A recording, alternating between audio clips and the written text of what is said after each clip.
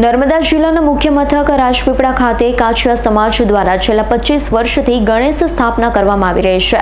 પહેલા વર્ષથી જ અહીં ઇકો ફ્રેન્ડલી શુદ્ધ માટીની ગણપતિ દાદાની મૂર્તિ બિરાજમાન કરે છે।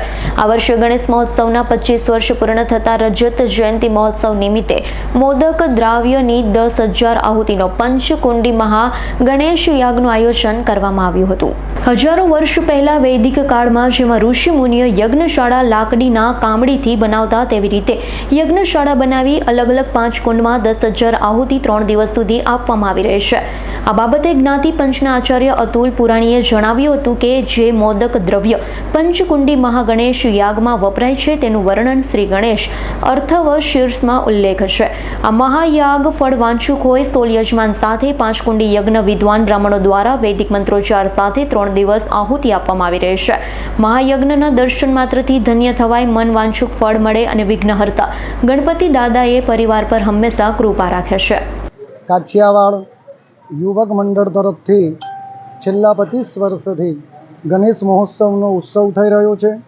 પ્રતિવાર્ષિક 1000 આહુતિના યજ્ઞનો તો આ પ્રણાલિકા મુજબ કરતા જ આવ્યા, પણ 25 વર્ષ એટલે કે રજત જયંતિ મહોત્સવ નિમિત્તે આ પંચકુંડી અને એમાં પણ 10,000 આહુતિનો આ યજ્ઞ ચાલી રહ્યો છે। શાસ્ત્રની અંદર સ્વાહા અને સ્વધા, તો સ્વાહા એટલે યજ્ઞ।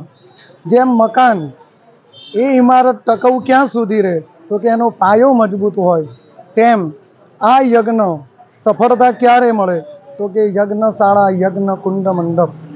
તો આ જે યજ્ઞશાળાનું નિર્માણ, યજ્ઞ મંડપ અને એમાં કુંડ વગેરે એ માટીના બનાવેલા છે અને શાસ્ત્રોક્ત રીતે પંચકુંડ બનાવેલા છે। પૂર્વમાં ચતુરસ્ર, દક્ષિણમાં અર્ધચંદ્રાકાર, પશ્ચિમની અંદર ચંદ્ર આકાર સૂર્ય આકાર કહેવાય અને ઉત્તરમાં પદ્મકુંડ અને ઈશાનમાં આચાર્ય કુંડ। તો આવી રીતના પંચકુંડ અને મધ્ય વેદી પર પ્રધાન પીઠ પર ભગવાન ગણેશજીનું સ્થાપન કર્યું છે। ગઈકાલે યજ્ઞની શરૂઆતમાં અમે પંચાંગ કર્મ કરી મંડપ પ્રવેશ કર્યો અને બધા દેવોનું આવાહન અને ગઈકાલે 2,500 આહુતિનો યજ્ઞ થયો। આજે અત્યારે પ્રાતર પૂજા થઈ રહી છે અને 2,500 આહુતિ અને બપોર પછી સાંજ સુધીમાં બીજી 2,500 આહુતિ, એટલે 2 દિવસમાં થઈને 7,500 આહુતિનો યજ્ઞ થશે। અને આવતીકાલે પૂર્ણાહુતિ પહેલાં એટલે કે સવારે પ્રાતર પૂજા કરી અને બીજી 2,500 આહુતિ, આમ સર્વ 10,000 આહુતિ એટલે કે અયુત સંખ્યાનો આ મહાગણેશ યાગ થઈ રહ્યો છે। અને દાદાના ચરણમાં સર્વેની ભાવ અને ભક્તિ દેખાઈ રહી છે। તો હું વિનંતી કરું કે જેની ભાવના તેવા તેના ભગવાન કામના પૂર્ણ કરતા રહે અને એવા શુભ આશીર્વાદ સૌ સમસ્ત જ્ઞાતિજનોને સમાજને મળે એવી ભગવાનના ચરણમાં પ્રાર્થના। આજે કાછિયાવાડ ગણેશ યુવક મંડળ દ્વારા ગણેશ યાગનું આયોજન કરવામાં આવ્યું છે। અત્યારના જે દિવસો ચાલી રહ્યા છે એ ગણેશ નવરાત્રિ છે અને ગણપતિનું યજન પૂજન ભજન કીર્તન કરવાના દિવસો છે અને એની અંદર આજે આ સુંદર મજાનો 3 દિવસીય ગણેશ યાગ થવા જઈ રહ્યો છે। આપણી ભારતીય સનાતન સંસ્કૃતિ એ વાહવાની સંસ્કૃતિ નથી, પણ ભારતીય સનાતન સંસ્કૃતિ એ સ્વાહાની સંસ્કૃતિ છે। આપણે ત્યાં યજ્ઞનો મહિમા છે અને યજ્ઞની અંદર 3 વસ્તુની શુદ્ધિ હોવી જોઈએ।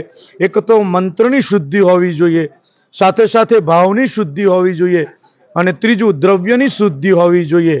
તો આ યજ્ઞની અંદર મંત્ર પણ સુંદર રીતના વૈદિક બ્રાહ્મણો દ્વારા ભણાઈ રહ્યા છે।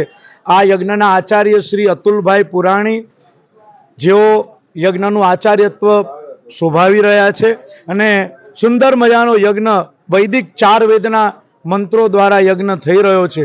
સાથે સાથે અહીંયા જે બેઠેલા યજમાનો છે, યજમાનોનો ભાવ પણ ખૂબ સુંદર છે અને દ્રવ્ય પણ શુદ્ધ છે, એટલે આ યજ્ઞ ખૂબ સુંદર રીતના સફળ બને એવી ભગવાનના ચરણોમાં પ્રાર્થના કરું। ખાસ કરીને જોવા જઈએ તો જે આ ઝૂંપડી છે એ કયું ગણવામાં આવે છે અને એનું શું મહત્વ છે? દીપક જગતાપનો રિપોર્ટ, S9 ન્યૂઝ, રાજપીપળા। અમારી તમામ માહિતીથી અપડેટ રહેવા માટે જોડાયેલા રહો S9 ન્યૂઝ સાથે।